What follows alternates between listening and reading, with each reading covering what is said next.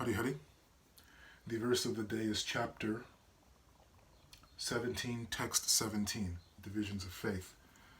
Yesterday we went over 3 verses where Krishna defines and talks about the 3 types or the 3 levels of tapasya, austerity. Austerity of the mind, body, and words.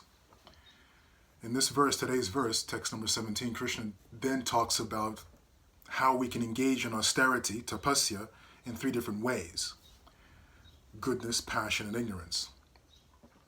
Let's talk a little bit about that so we understand how those influences of material nature, what those influences are on our tapasya.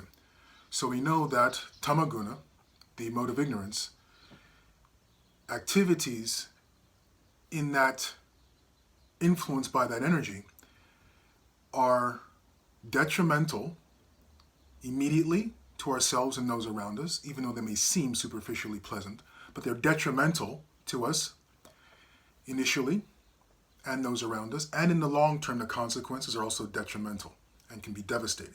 Those are activities that are influenced by the mode of ignorance.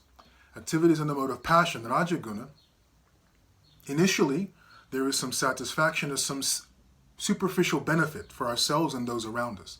But in the long term, the consequences can be devastating. In the mode of goodness, the initial activity is beneficial. It may be difficult, but beneficial to ourselves and those around us. And it also has beneficial consequences or results off into the future. That's the mode of goodness. So tapasya, austerity, self-mastery, the word I like to use, self-mastery, in the mode of goodness, it is beneficial initially in the beginning, though may be difficult, certainly.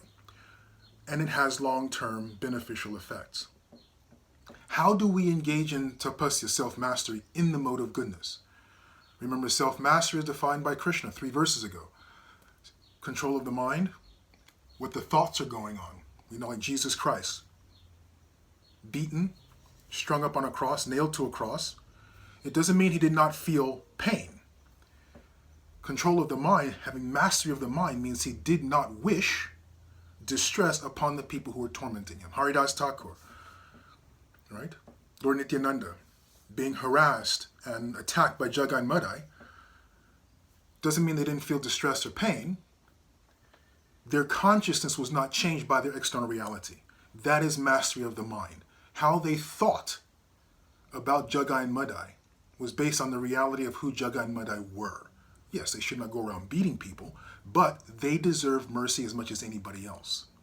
Keeping that frame of consciousness is self-mastery of the mind. Self-mastery of the words, same thing.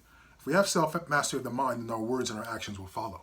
How do we engage in tapasya, self-mastery, so that on the other end we're not off the spectrum and end up self-sabotaging? How do we engage in tapasya in the mode of goodness? That is done, Krishna says in this verse, Krishna phrases, Shraddhaya Paraya. Shraddhaya means faith, we know that. Paraya means transcendental, the supreme. What is Shraddhaya Paraya? What does that entail? What does this involve? We know oftentimes Shraddha is accurately translated as faith, but is also much, much more than that. Shraddha has the connotation or the implication of understanding our core belief system. Do we think that people are primarily morons or bad or evil?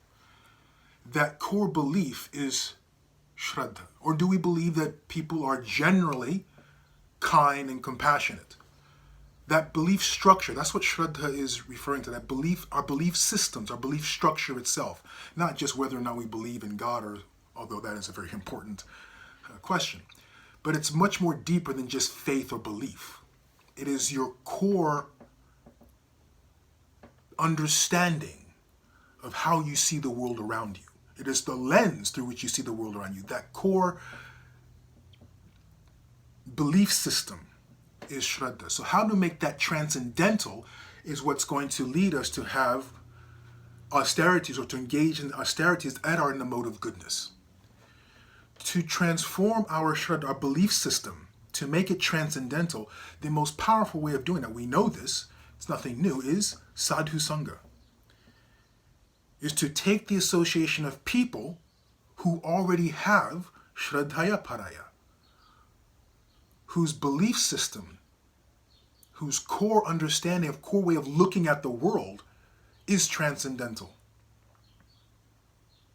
When we hang around, when we associate with those kinds of people, then we can engage in self-mastery in the mode of goodness.